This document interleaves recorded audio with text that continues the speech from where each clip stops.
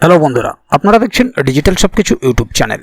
তো বন্ধুরা, ডিএ নিয়ে সমস্যা না মেটার মাঝেই ফের আদালতে হাজির সরকারি কর্মীরা। নতুন কি এমন সমস্যা হলো? কারণ আপনারা প্রত্যেকেই জানেন যে সুপ্রিম কোর্টের তরফ থেকে একটা আংশিক রায় পাওয়া গেছে, যেটা 25% ডিএ দিতে হবে রাজ্য সরকারকে। কিন্তু এরই মধ্যে এমন কি সমস্যা ঘটে গেল যাতে সরকারি কর্মীদের আবারও ফের আদালতে হাজির হতে হলো?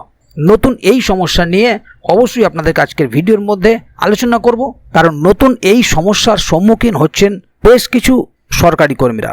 তাদের জন্য কাজের ক্ষেত্রে প্রচণ্ড সমস্যা তৈরি হয়ে যাচ্ছে, কিন্তু কিভাবে সেই সমস্যা থেকে মুক্তি পাবেন তার জন্যই ফের আদালতে হাজির সরকারি কর্মীরা। তাই সরকারি কর্মীরা মনে করছেন যে আবারও একবার যদি সুপ্রিম কোর্টের দ্বারস্থ হতে পারেন তারা, তাহলে হয়তো ন্যায্য অধিকার থেকে বঞ্চিত হবেন না। তাই ভিডিওটি আপনাদের জন্য খুবই গুরুত্বপূর্ণ হতে চলেছে। সে কারণে ভিডিওটিকে কোথাও স্কিপ না করে প্রথম থেকে শেষ অবধি পুরোটাই দেখবেন মনোযোগ সহকারে, যাতে করে কোনো জায়গায় বুঝতে আপনাদের কোনো প্রকারের অসুবিধা না হয়।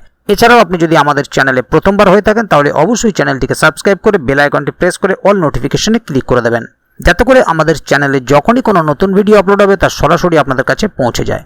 তো চলুন দেখে নেওয়া যাক এখানে বিষয়টি ঠিক কী বলা হচ্ছে। এখানে দেখুন, একটি আর্টিকেল প্রকাশিত হয়েছে, ডিএ নিয়ে সমস্যার মাঝেই ফের আদালতের সরকারি কর্মীরা। নতুন কি সমস্যা হলো? সুপ্রিম কোর্ট পশ্চিমবঙ্গ সরকারকে নির্দেশ দেয় যে 2009 থেকে 2019 সালের মধ্যে জমে থাকা বকেয়া মহার্ঘ ভাতা এর 25% পরিশোধ করতে হবে 3 মাসের মধ্যে। এই অন্তর্বর্তীকালীন আদেশে প্রায় 6 লক্ষ রাজ্য সরকারি কর্মচারী উপকৃত হবেন। এই মামলার পরবর্তী শুনানি আগস্টে নির্ধারিত হয়েছে, কিন্তু তারই মাঝে ফের একবারের জন্য সরকারি কর্মীরা নিজেদের পোস্টিং বা ট্রান্সফার নিয়ে বড় সিদ্ধান্ত নিয়েছেন। সংগ্রামী যৌথ মঞ্চের প্রতিক্রিয়া ডিএ নিয়ে। সংগ্রামী যৌথ মঞ্চের আহ্বায়ক ভাস্কর ঘোষ সুপ্রিম কোর্টের আদেশকে স্বাগত জানিয়ে বলেন, সরকার আমাদের ন্যায্য অধিকার থেকে বঞ্চিত করেছে। সুপ্রিম কোর্টের কাছে কৃতজ্ঞতা জানাই আমাদের অধিকার রক্ষার জন্য। কিন্তু এই কাজ করতে গিয়ে অনেকেই মনে করছেন যে তাদের এই ট্যুরে বদলি করে দেওয়া হচ্ছে, তাই তারা এই সমস্যা নিয়ে ফের একবারের জন্য আদালতে এসেছেন। ডিএ নিয়ে অগ্রগতি কি? রাজ্য সরকার সুপ্রিম কোর্টে দাবি করে যে সম্পূর্ণ বকেয়া ডিএ পরিশোধ করতে গেলে প্রায় 41,000 কোটি টাকার প্রয়োজন হবে, যা রাজ্যের আর্থিক ভারসাম্যকে বিপর্যস্ত করতে পারে। তবে আদালত অন্তর্বর্তীকালীনভাবে 25% পরিশোধের নির্দেশ দেয়। কেন্দ্রীয় সরকার 55% ডিএ প্রদান করছে, সেই জায়গায় পশ্চিমবঙ্গ সরকার বর্তমানে 18% ডিএ প্রদান করছে। এপ্রিল 2025-এ 4% বৃদ্ধি সহ এই 37% পার্থক্য রাজ্য সরকারি কর্মচারীদের মধ্যে অসন্তোষ সৃষ্টি করেছে।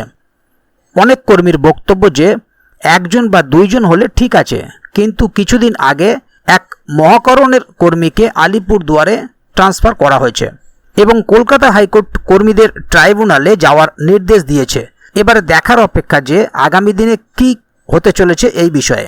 ডিএ নিয়ে সংগ্রামী যৌথ মঞ্চ সুপ্রিম কোর্টের আদেশকে আংশিক জয় হিসেবে দেখছে এবং পূর্ণ ডিএ পরিশোধের দাবিতে আন্দোলন চালিয়ে যাওয়ার ঘোষণা দিয়েছে। তাদের মতে এই আদেশ রাজ্য সরকারের ওপর চাপ সৃষ্টি করবে এবং কর্মচারীদের ন্যায্য অধিকার আদায়ে সহায়ক হবে। সুপ্রিম কোর্টের এই অন্তর্বর্তীকালীন আদেশ রাজ্য সরকারি কর্মচারীদের জন্য একটি গুরুত্বপূর্ণ পদক্ষেপ। যদিও এটি সম্পূর্ণ সমাধান নয়, তবে এটি কর্মচারীদের অধিকার আদায়ের পথে একটি বড় অগ্রগতি। আগামী আগস্টে মামলার পরবর্তী শুনানিতে পূর্ণ ডিএ পরিশোধের বিষয়ে চূড়ান্ত সিদ্ধান্ত আশা করা হয়েছে। তাহলে বন্ধুরা, বুঝতেই পারছেন এখানে বিষয়টি ঠিক কি বলা হলো। কারণ প্রত্যেকেই জানেন যে সুপ্রিম কোর্ট অন্তর্বর্তীকালীনভাবে 25% ডিএ পরিশোধের নির্দেশ দিয়েছে। বাকি যে ডিএ আছে সেটার জন্যেও সরকারি কর্মচারীরা আন্দোলন চালিয়ে যাবেন এই ঘোষণা দিয়েছেন। তবে এই কাজ করতে গিয়ে সরকারি কর্মচারীরা মনে করছেন যে তাদেরকে ট্যুরে ট্রান্সফার করে দেওয়া হচ্ছে এবং এই কারণেই তারা ফের একবার এই ডিএ সমস্যার মাঝেই আদালতের দ্বারস্থ হয়েছেন, যাতে তাদেরকে এই সমস্যায় পড়তে না হয়। তাই এ বিষয়ে যদি আগামী দিনে আরও নতুন কোনো আপডেট আসে তাহলে অবশ্যই আপনাদেরকে এই চ্যানেলের মাধ্যমে জানিয়ে দেওয়া হবে। সেই কারণে চ্যানেলটিকে সাবস্ক্রাইব করে অবশ্যই চ্যানেলের সঙ্গে থাকবেন, যাতে করে আগামী দিনে এ বিষয়ে যদি আরও নতুন কোনো আপডেট আসে তাহলে অবশ্যই আপনাদেরকে এই চ্যানেলের মাধ্যমে জানিয়ে দেওয়া হবে। সেই কারণে চ্যানেলটিকে সাবস্ক্রাইব করে অবশ্যই চ্যানেলের সঙ্গে থাকবেন, যাতে করে এ বিষয়ে যখনই কোনো নতুন আপডেট আসবে তা সরাসরি আপনার কাছে পৌঁছে যায়। তো বন্ধুরা, আজকের গুরুত্বপূর্ণ ভিডিও আপডেটটি এখানেই শেষ করছি। ভিডিওটির সম্বন্ধে আপনাদের মতামত এবং আপনারা কে কোথা থেকে ভিডিওটি দেখছেন অবশ্যই কমেন্ট বক্সে লিখে জানাবেন। ভিডিওটি ভালো লাগলে অবশ্যই একটি লাইক দেবেন এবং বন্ধুদের জানার সুবিধার্থে অবশ্যই ভিডিওটিকে শেয়ার করবেন যাতে তারাও বিষয়টি সম্বন্ধে জানতে পারে। ভিডিওটি শেষ পর্যন্ত দেখার জন্য অসংখ্য ধন্যবাদ। আবার দেখা হবে আগামী ভিডিওতে। ততক্ষণ পর্যন্ত ভালো থাকুন, সুস্থ থাকুন। ধন্যবাদ।